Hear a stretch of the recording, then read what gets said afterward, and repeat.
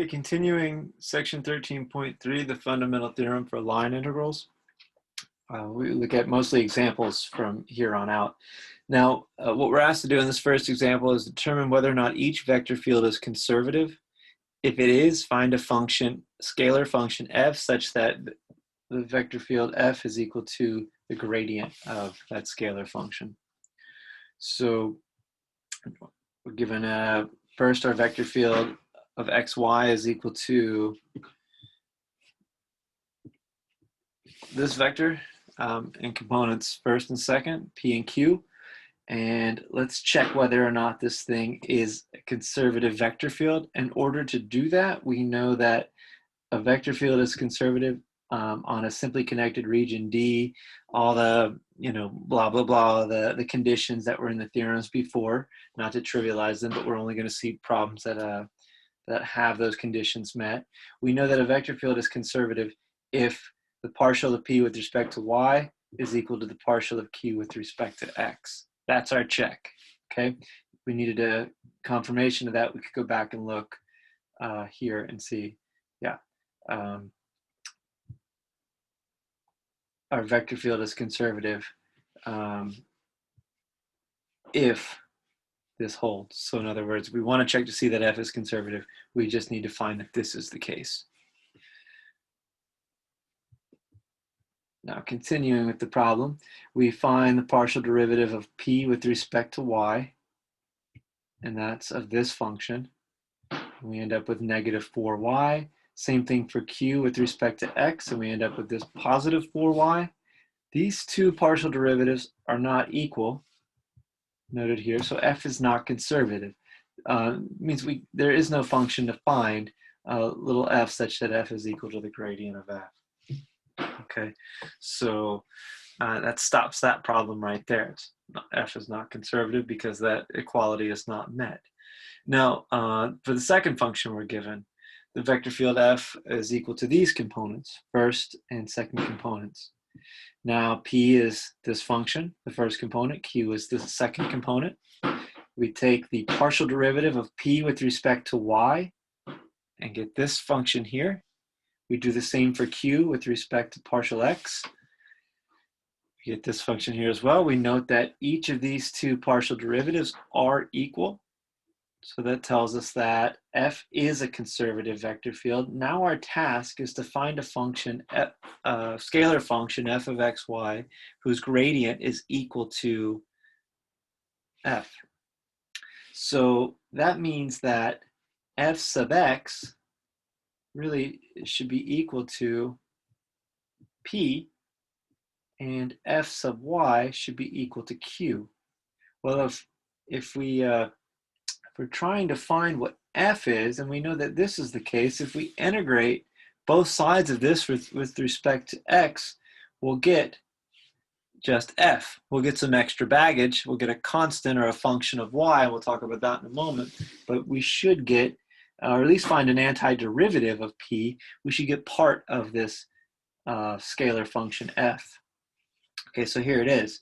And I've written it as an integral. We can think of it as an antiderivative if we like, but this is an indefinite integral. It's equal to an integral of p of xy with respect to x. Now, when we integrate this function, we're actually integrating this function here. So we get x times natural log of y, since natural log of y is constant with respect to x. And then we integrate 2xy cubed to get x squared y cubed. And then instead of adding a constant c, we note that this function, f of xy, could have some other function, or could have had some other function, g of y in it. Because after all, if we take the partial derivative of this function with respect to x, it's constant with respect to x, so it would just differentiate to 0. So there could be a hidden function of g in this antiderivative, and that's why we've written what we have. This should be a fairly new concept to the viewer or the student. So we'll do the same thing for q, and we see that f of xy is equal to the antiderivative of q. This is the antiderivative with respect to y, and that leaves us to integrate this function with respect to y, and that's well, x squared y cubed. and then we integrate this function with respect to y to get x natural log of y. And that's exactly what we see below. And we add a function of x, this function h of x, because we don't know. If we were to differentiate this whole expression on the right here with respect, partial derivative with respect to y, this function h of x would differentiate to 0 since it's a constant with respect to y, and things would still be satisfied. So we've got this unknown function g of y and this unknown function h of x. We'll be able to determine what they are simply by looking at setting the first expression for f of xy equal to the second expression. In other words, set this equal to this. Now, any discrepancies, any functions of y that are over here will be g of y, and any functions of x that are on the left and not on the right will be h of x. So anything that doesn't match up will be taken care of by h of x and g of y. Now, in this particular problem, we see that there's really nothing to worry about. We have everything accounted for. X natural log y, x natural log y, x squared y cubed, x squared y cubed. So this leaves us with g of y equals h of x. Well, that can only be true if those two are constants, but why not just choose them to be equal to 0? So that's what we do. So they don't need to be any functions of x or y because everything matched up correctly. That won't always be the case. So we conclude in this situation that this is sufficient. This scalar function is the potential function for the vector field f. In other words, if we take the gradient of this function here, we'll get exactly the vector function capital F that we see above. So that's nice. These problems have this inherent check to them. Once we find this potential function, we can always check to make sure that it actually does satisfy a gradient of that function equals the vector field. Okay, find a function f, scalar function, such that the gradient, or such that the vector field f is equal to the gradient of f. So we're asked to find a little f that satisfies this, and we're given that the vector field f is this function.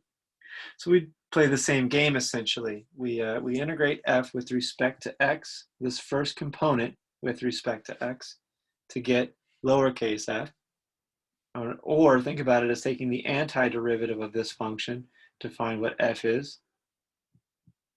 And in doing so, we end up with y is constant with respect to x. So note that it's been treated that way throughout all of this. This requires an integration by parts for this integral, and that's what's happening here.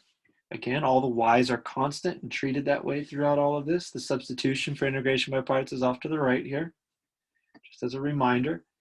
And when we conclude combining like terms on this, we find that x times e to the xy plus some function of y, some unknown function g of y, is the antiderivative of p with respect to x. Okay, so we arrive at that, and we'll use that to determine f completely in a moment. We do the same thing for q. Q is this function.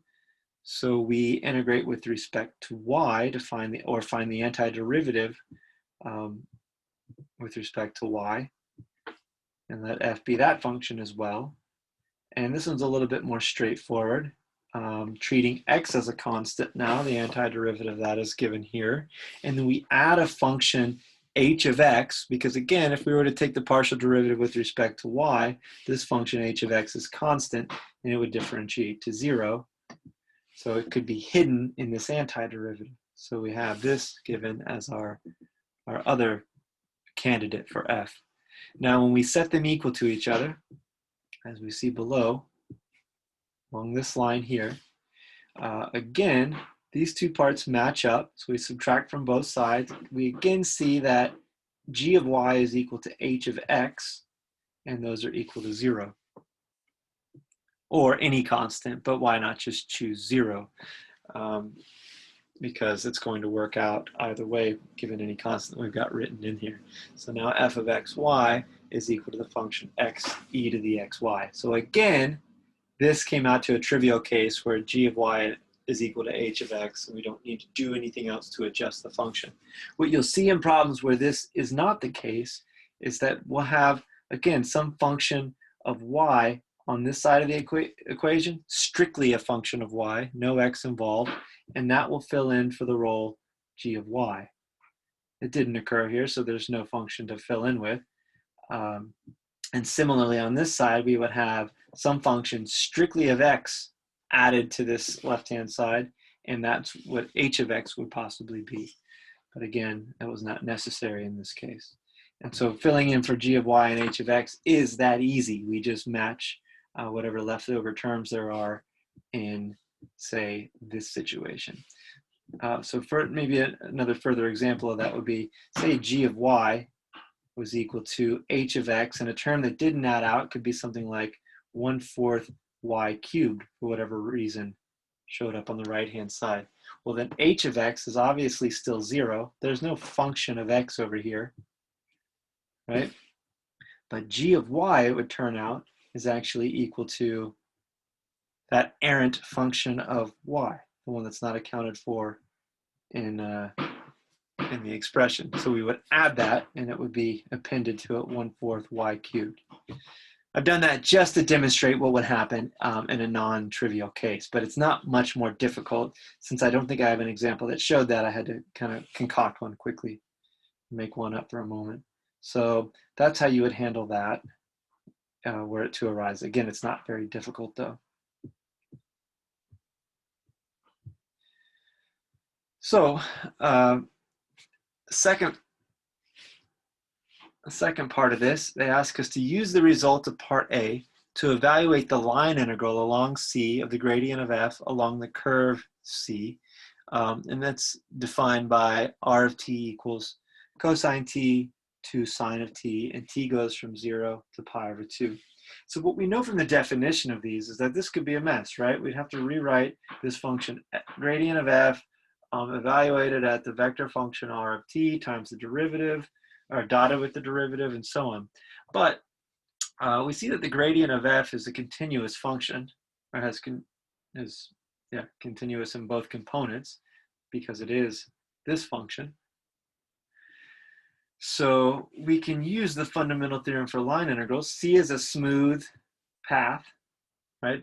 So these functions are differentiable with continuous derivatives, so that's smooth. Now, we can use our fundamental theorem for line integrals. So we set it up. T is going to range from 0 to pi over 2. We're going to have the gradient of f at r of t dotted with r prime of t. And before we have to fill in what any of those details are, we realize that thanks to this being the gradient of the scalar function f, which is continuous, we can just evaluate at the endpoints. It would be gradient of f of r at pi over 2 minus, the function f of r at pi over 2 minus the function f of r at 0. And that's exactly what we have off to the right. And that is precisely by the fundamental theorem for line integrals. So the value of doing what we did in part A, finding a conservative vector, or finding a potential function f for this conservative vector field, allows us to use the fundamental theorem of line integrals here to use that potential function to evaluate this, and we just plug in for our points. We note that at pi over 2, well, this is f of r of pi over 2 and f of r of 0, r being a vector, and then we have f of 0, 2 minus f of 0, 1. It's evaluating all these trig functions in the argument. Come up with our explicit values for our vectors, input into each of the arguments of f, and we end up with -1, plugging all those things in. So again, this is r of pi over 2. Remember, that's a vector. That's good because this scalar function f takes a vector as its argument and yields a constant as its output. Same thing, f of r of 0. And this is the function f being applied, f being what it is here, And we're able to evaluate that that is -1. So that's the utility of this. All the results before were to be able to set it up so if we want to know what the line integral along a vector field f is, or of a vector field f along a curve C, and that we can show that that vector field is conservative, in other words, and then find a gradient or a scalar function f whose gradient is the vector field, we can then use the fundamental theorem of line integrals to simplify that line integral as the evaluation at the endpoints. And that's the gist of the whole section, really. So let's see this in terms of a physics example, or let's relate it to a more physical setting.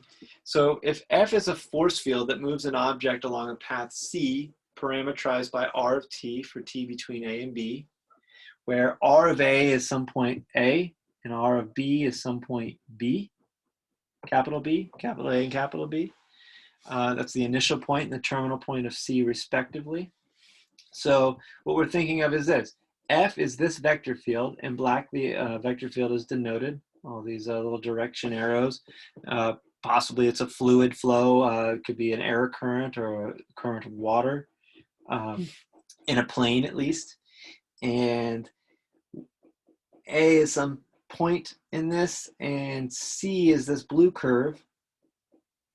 And some particle might travel from point A to point B in this force field or this vector field. A particle could have mass m, and according to Newton's second law of motion, the force along the path r of t is equal to the mass times the acceleration of the particle, which is m times r double prime of t. So let's use the definition of work in terms of line integrals along the path C with the force field F. It's exactly this. We've used it before a few times now. And, well, substituting for F along R, we have m r double prime of t. Now remember that this component yields the dot of r prime of t dt. So that's this component here. And we end up with a statement like this within our line integral. And now we're integrating from A to B, since we've converted this to our dot product definition. So we're going from A to B in our variable t. And we can have a look at r double prime dotted with r prime. Of course, this factor of m is constant, so it factors out to the front of the integral. And we realize that this is really just, within this integral, r double prime dotted with r prime of t is, well, it's one of two components, and we realize that it's the product rule for the derivative of r prime of t dotted with r prime of t. So we can see that through here if we wanted to make that connection along this. Now there are two terms, and remember the dot product is commutative, so we could switch the order of those products, and we'd have two of these, 2r prime of t dotted with r double prime of t dotted with r prime of t, and that's where this factor of 1/2 comes about then. So we'd factor this 1/2, divide by 2 on both sides, we'd get a 1/2 over here. So that's where that comes about. Anyway, with that established, we can write that then as ddt of r prime of t dotted with r prime of t. And the reason for doing that is because we can then use the fundamental theorem of calculus to evaluate each of these. This is actually taken all together. This is a scalar since it's a dot product. So it's a function of a single variable t to a single variable output, the scalar output. So the fundamental theorem of calculus will let us eliminate this integral and evaluate at the endpoints. But one more thing to note first is that a vector dotted with itself is the square of that vector's magnitude. This is just going back to just basic old vector calculus, or just basic old vector results. So A dotted with itself is equal to the magnitude of A squared. You can check the definitions or the properties of vectors in 2- and 3-dimensional space or any dimensional space, and that's the case. So now the fundamental theorem of calculus gives us this last step to evaluate at the endpoints. And we see that at B, we have this magnitude function r prime at B minus this magnitude function of r prime at A. And everything's times m over 2.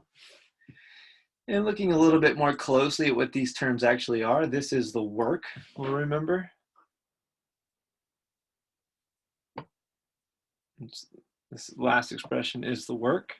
And if we recall that r prime is our velocity vector, then we can rewrite that last line as 1/2 mass times velocity at B squared minus 1/2 mass times velocity at A squared. Well, 1/2 mass times velocity is kinetic energy. So that's stated right here. It's the kinetic energy of the particle. So we can rewrite the above equations. This is the kinetic energy at B, and this is the kinetic energy at A. We'll use capital K of the point B and the point A to write the work as the work done is the kinetic energy at B minus the kinetic energy at A. That's sort of the net work of this movement. So let's connect that to the potential energy. So if F is a conservative force field, in other words, there exists a scalar function little f, for which that's true, then the potential energy of the object at the point x, y, z is defined as P of x, y, z, and that's equal to the potential. So it's minus this potential function. Okay, so in other words, the vector field F is equal to negative gradient of P, where P is the potential energy. And we can set up the work integral in this case. And we have the line integral of F dotted with dr is the work along the path C. Now, since the vector field F is the negative gradient of P, that line integral becomes the line integral of gradient of P minus sign out front. And by the fundamental theorem for line integrals, this is equal to the evaluation at the endpoints. Well, this is r of B, so again, r is parametrizing the path C with terminal point r of B and initial point r of A. And we just evaluate P at r of B minus P at r of A. There's a minus sign in front, so we switch that and we'll rewrite it all as the potential energy at the point A minus the potential energy at the point B. Okay, so work is also equal to the potential energy at the initial point minus the potential energy at the end point of this path C that the object or particle has been moved along. So putting these two things together, they're both equal to work, so we can set K of B minus K of A equal to P of A minus P of B, and we'll see on the next page that the potential energy of A plus the kinetic energy at that point is equal to the potential energy of B plus the kinetic energy of B. So the potential and kinetic energy at the beginning is equal to the sum of the potential and kinetic energy at the terminal point, and that's the law of conservation of energy, which is exactly where the term conservative for a vector field originates, because of this conservation of energy. Now, one more example to have a look at using this. So we're asked to find the work done by the force field F, given as this exponential function in these components, in moving an object from the point 0, 1 to the point 4, 0. Okay, so we need to determine, we want to evaluate the line integral, this work line integral, for path C from 0, 1 to 4, 0. Now, the hard, long way to do that is to write up what r of t is along any path C, or maybe along a line segment, or however we care to do it. But let's determine whether or not this function f is a conservative force field or conservative vector field. Okay, well, we trust that maybe it is, so we'll just attempt to find f right away. If we needed to prove that that was the case in order to, to give us some hope before we started to look, we might double check that dp, partial p with respect to y is equal to partial q with respect to x. If we do, we'll see that that actually does hold, and then this whole process here is worth attempting. Okay, or we can just directly attempt. If it's not supposed to work out, it could be hard work. In other words, if this didn't hold, this equality didn't hold, it could be a lot of hard work to find a function that doesn't exist, and we might waste a lot of time. But if we readily believe that we can find a function or see one that will work, then we can just jump right into it. So for our p component, our first component of the vector, we'll integrate e to the negative y with respect to x, and we get x e to the negative y plus some unknown function strictly of y. Okay, maybe not. We'll use that g of y for something other than a constant 0. Do the same thing for the q function. We integrate that with respect to y, and we end up with negative x times negative e to the negative y is the antiderivative of that function. We get positive x e to the negative y plus h of x. Okay, we set each of these two expressions equal to each other through scalar function f. And that gives us this expression. These two terms subtract out of the expression. G of y is equal to h of x once again, and we just set, that means they must be constants. So we just set them equal to 0. We choose the easiest constant we can. We could choose any constant, but we'll just choose 0. Now, this tells us that f of xy is equal to x e to the negative y. And the gradient of that function is the vector field f. So this is perfect. Now we can take this back to our work integral, or our line integral for the work, and use our fundamental theorem for line integrals to evaluate this line integral. And that would be that the line integral is equal to the scalar function f at the endpoint minus the scalar function f at the initial point. F of terminal minus f of initial, and that's really just a matter of x equals 4, y equals 0 plugged into this function, x equals 0, y equals 1 plugged into this function. And that's what we see happening off to the right. And when we simplify everything, we get the work is equal to 4 units, whatever that might be in the problem. So that is a full look at the fundamental theorem for line integrals. Again, the whole idea is that we want to be able to characterize when we can find a function, little f, scalar function of f, whose gradient is equal to the vector field f, because if we can do so, we can evaluate line integrals as just evaluations at these points for this scalar function f. And it'll simplify quite a bit of work for us in problems in the future.